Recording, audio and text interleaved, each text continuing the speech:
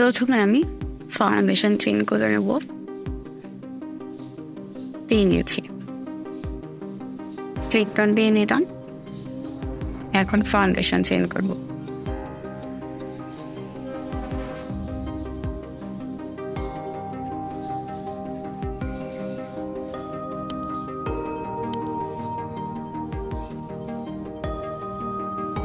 হয়ে গেছে আমার 3 ইঞ্চি ফাউন্ডেশন চেইন।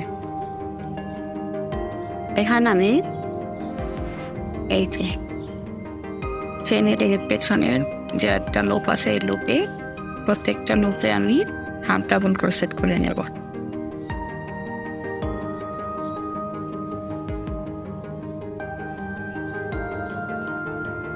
এভাবে এই যে চেইনের পেছনের যে লুপটা আছে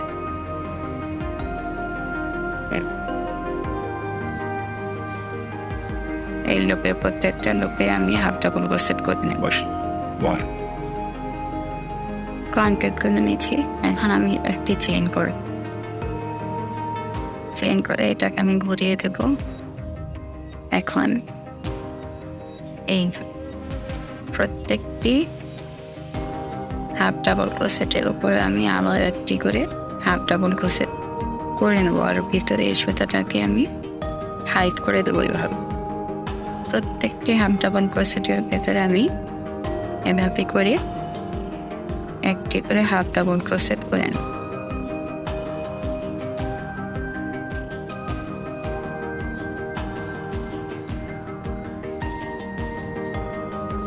এই যে আমার শেষ হয়ে গেছে। এখন কর্নারে একটি চেইন করব। আবার প্রত্যেকটি হাফ ডাবল ক্রোশেটের উপর একটা করে হাফ ডাবল ক্রোশেট করে নেব। এভাবে আমি এটা 8 ইঞ্চি পরিমাণ লম্বা করে আবার ফিরে আসবো।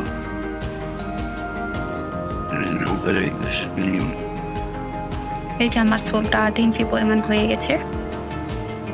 এখন আমি এটাকে এখানে একটা চেইন করে নেব। চেইন করে এই প্রত্যেকটা ঘরে আমি একটি করে স্লিভ স্টিচ করে নেব। এবার করে আমি প্রত্যেকটি ঘরে স্লিভ স্টিচ করে নেব। সম্পূর্ণটাই স্লিভ স্টিচ করে আমি ঘুরে এসেছি। এখন আমি এটাকে এখানে জয়েন করে দেব। জয়েন করে নিলাম। এখন আমি চেইন করে আরও একটি স্লিভ স্টিচের লাইন ঘুরিয়ে নেব। এই লাইনটা আমি রিপিট করব। এই যে আমার স্লিভ স্টিচের লাইন কমপ্লিট। এটাকে এখানে আমি জয়েন করে দিলাম। এইভাবেই আমি এই স্লিভ স্টিচের লাইনগুলো রিপিট করে নেব।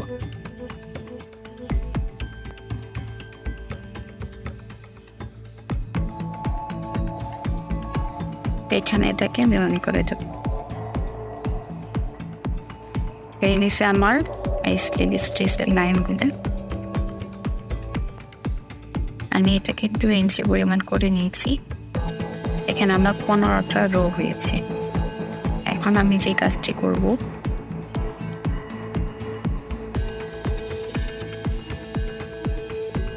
তিনটি চেইন করব।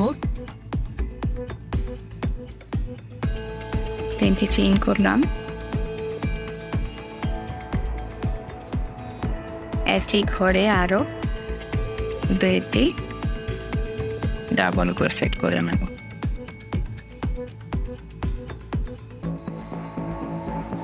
এই যে ডাবল ক্রোশেট করে নিয়েছি। এখন আমি 2 ঘর স্কিপ করে এই যে 3 নাম্বার ঘরে 3টি ডাবল ক্রোশেট করে নেব।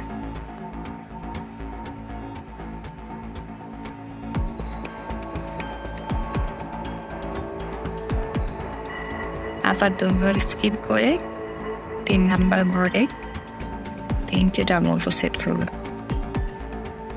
এভাবে আমি এই রাউন্ডটা কমপ্লিট করব।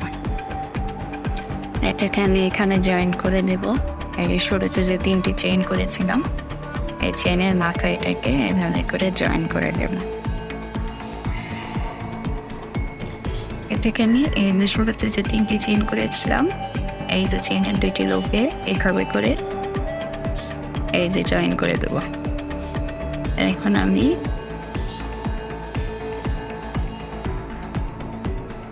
এভাবে করে 2 ঘর এগিয়ে যাব। এখন এই স্পেসে আমি কাজ করব। শুরুতে 3টি চেইন এবং এই ঘরে আরো 2টি ডাবল ক্রোশেট করব।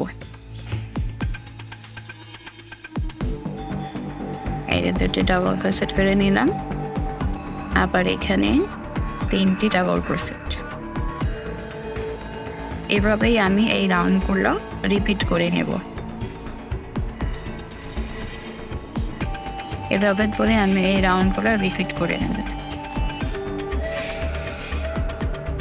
আমার এই রাউন্ডটা কমপ্লিট হয়ে গেছে। আমি এই রোটা 13টা রো করে নিয়েছি। এই যে 4 ইঞ্চি একটু কম আর কি, আপনাদের সাইজ অনুযায়ী করে নেবেন। আমি এইভাবে রোটা 13টা করে নিয়েছি। এখন এইটাকে আমি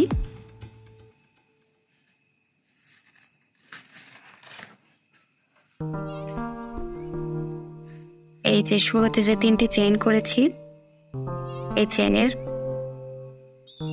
মাঝে জয়েন করে দেবো। চেইনের সবসময় এই যে 2টি লোপের সাথে জয়েন করে দেব, তাহলে আমাদের জয়েন্টের ফিনিশিংটা অনেক সুন্দর আসবে। এই যে হয়ে গেল আমার জয়েন্ট। এখনকার যে রোটা কাজ করব সেটা হচ্ছে এখানে একটি চেইন করব, জয়েন করার পরে একটি চেইন, এরপরে একই ঘরের এত টাইট হয়ে গেছে, একই ঘরে এই যে এভাবে করে স্লিপ স্টিচ মানে সিঙ্গেল স্টিচ আর কি, প্রত্যেকটা চেইনের মাঝে এভাবে করে সিঙ্গেল স্টিচ করে নেব। এভাবে করে আমি এটা কন্টিনিউ করব এবং এই সিঙ্গেল স্টিচের আমি 3টি লাইন করে নেব। ব্যাক কিন্তু মোটামুটি আমার কমপ্লিট। আমি যে এই সিঙ্গেল স্টিচের যে লাইনটা করতেছি এইটা আমি 3টি লাইন কমপ্লিট করে নেব। এই যে আমার স্লিপ স্টিচের যে একটি লাইন, ফার্স্ট লাইন, এটি কমপ্লিট হয়ে গেছে। এখন এটাকে আমি এই যে শুরুতে যে চেইন করেছি এখানে জয়েন করে দিই। এই যে জয়েন করে নিচ্ছি। এখন আমি যেটি করব, আমার এই ব্যাগের যে এই যে ব্যাগটা এটাকে আমি একটু এভাবে একটু চাপিয়ে নেব। তার জন্য আমাকে যেটা করতে হবে, এই যে আমি একটি চেইন করব এবং এই ঘরেই আরেকটি স্লিপ স্টিচ করব। এভাবে পর 10টি স্লিপ স্টিচ করবো। এই যে 2টি, 3, 4, 5, 6, 7, 8, 9, 10। আমার 10টি স্লিপ স্টিচ হয়ে গেল।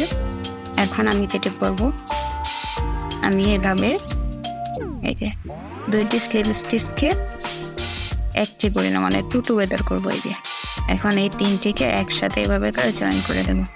আবার পরপর 10টি স্লিপ স্টিচ করবো। 1, 2, এভাবে করে 10টি স্লিপ স্টিচ করে 10টি স্লিপ স্টিচ আবার 2টি স্লিপ স্টিচকে আমি একত্র করবো। এই 3টিকে এভাবে জয়েন করে দিলাম। এভাবেই আমি এই লাইনটা কমপ্লিট করব। এই যে আমার মুখটা অনেকটা চেপে আসছে। আমি এই যে 10টার পর যে সিঙ্গেল ক্রোশেটকে 2টাকে একটা করে ডিক্রিজ করেছি, সেই লাইনগুলো আমি রিপিট করেছি 1, 2, 3টি লাইন রিপিট করেছি। এখন আমি এইটাকে এই যে এখানে জয়েন করে দেব। এই জয়েন করে দিলাম।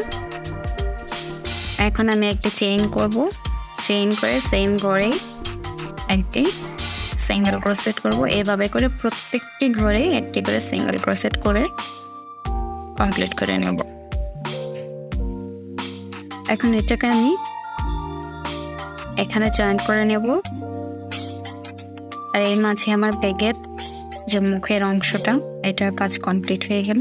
এই যে ব্যাগটা একদম সুন্দর একটা শেপে চলে আসছে। এখন আমি যেটা করব, এখন আমি এটাকে এই যে সমানভাবে পার্টটা করে নিলাম। এখন আমি এখানে দুই পার্টেই এভাবে করে স্টিচ মার্কার দিয়ে মার্ক করে নেব এবং ব্যাগের উপরের যে ঢাকনার অংশটা, এইটা আমি করে দেখাবো। খুবই ইজি, অল্প একটু দেখাইলে আপনারা পেরে যাবেন। এই যে এটাকে আমি ঘুরিয়ে নেব, আমি পিছন পার্টে ফিরে যাব, এই কারণে আমাকে এভাবে করে পিছনে ফিরে যেতে হবে। এই ছিল আমি যে স্লিভ স্টিচ দিয়ে স্টিচ মার্কার দিয়ে যে মার্ক করেছি সেই ঘর পর্যন্ত এটা ঘুরিয়ে ফিরে যাব। এই যে চলে আসলাম, এই যে এই পার্টে চলে আসলাম। কিভাবে চলে আসলাম আমি আপনাদেরকে দেখাইলাম। এখন আমি যেটা করব, এই ঘরেই একটি চেইন করব এবং সেম ঘরে একটি হাফ ডাবল ক্রোশেট করব। এভাবে করে প্রত্যেকটি সিঙ্গেল ক্রোশেটের উপর আমি একটি করে হাফ ডাবল ক্রোশেট করে নেব। এভাবে করে আমি কয়েকটি লাইন রিপিট করে ফিরে আসবো। এই যে প্রত্যেকটি ঘরে আমি এভাবে করে হাফ ডাবল ক্রোশেট করে নেব এই স্টিচ মার্ক পর্যন্ত এবং কয়েকটি লাইন রিপিট করে ফিরে আসবো। এই যে আমি একদম শেষ মাথায় চলে আসছি। এখন এই স্টিচ মার্কারটা খুলে নিলাম। এখন এখানে একটি হাফ ডাবল ক্রোশেট করে নেব। এই যে আমার হাফ ডাবল ক্রোশেট হয়ে গেল। এখন আমি এখানে একটি চেইন করব, চেইন করে নিলাম। এখন এই ঘরেই আবার একটি হাফ ডাবল ক্রোশেট করে নেব। এভাবে করে প্রত্যেকটি হাফ ডাবল ক্রোশেটের উপর একটি করে হাফ ডাবল ক্রোশেট করব এবং আমি কয়েকটি লাইন রিপিট করব। কিভাবে আমি এই কর্নারে থেকে আরেকটি লাইন শুরু করব, এই যে দেখিয়ে দিলাম, চেইন করে সেম ধরে একটি হাফ ডাবল ক্রোশেট করেছি। এভাবেই আমি কয়েকটি লাইন রিপিট করে নেব। এই যে আমি এভাবে রিপিট করে নিয়েছি, 9টি লাইন আমি রিপিট করে নিয়েছি। এখন আমি যেটি করব, এখানে একটি চেইন করব, এরপর আমি সেম এই ঘরে এক যে হাফ ডাবল ক্রোশেট এবং আরও একটি হাফ ডাবল ক্রোশেট করে এই দুটোকে একত্রে এইভাবে করে জয়েন করে দেব এবং প্রত্যেকটি ঘরে একটি করে হাফ ডাবল ক্রোশেট করে নেব। এভাবে করে এটাকে আমি কন্টিনিউ করে নেব এই লাইনটা।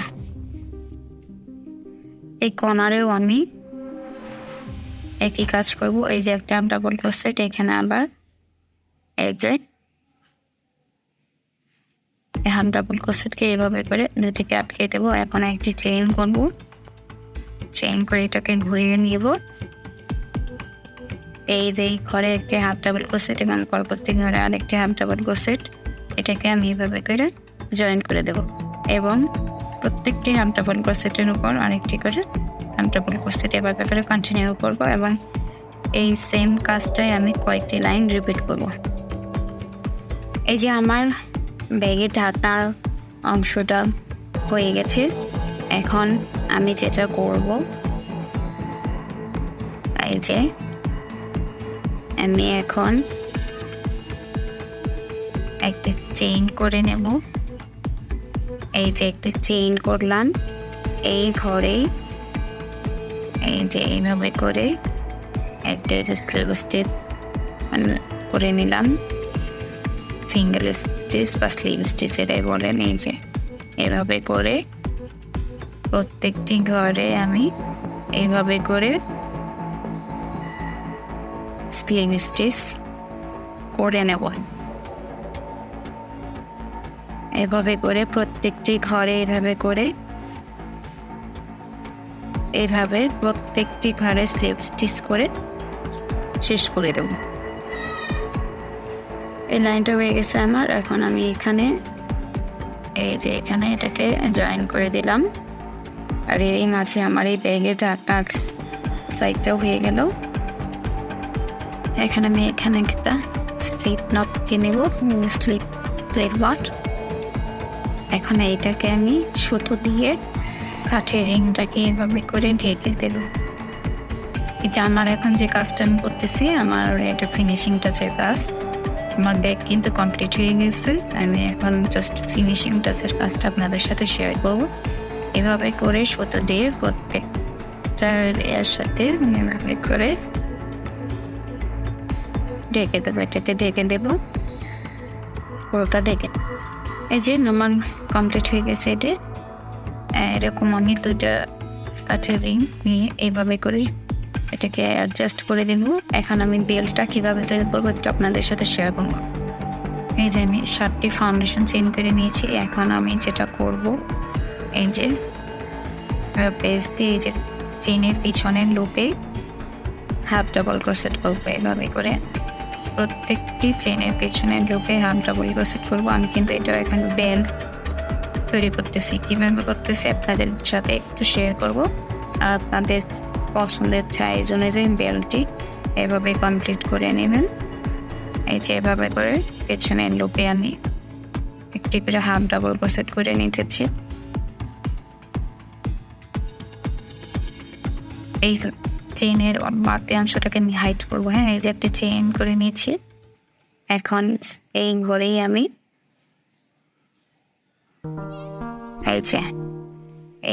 আমি একটি হাফ ডাবল ক্রোশেট করে নেব। প্রত্যেকটি হাফ ডাবল ক্রোশেটের উপর আমি একটি করে হাফ ডাবল ক্রোশেট করব। এই যে হাফ ডাবল ক্রোশেট করে নিচ্ছি।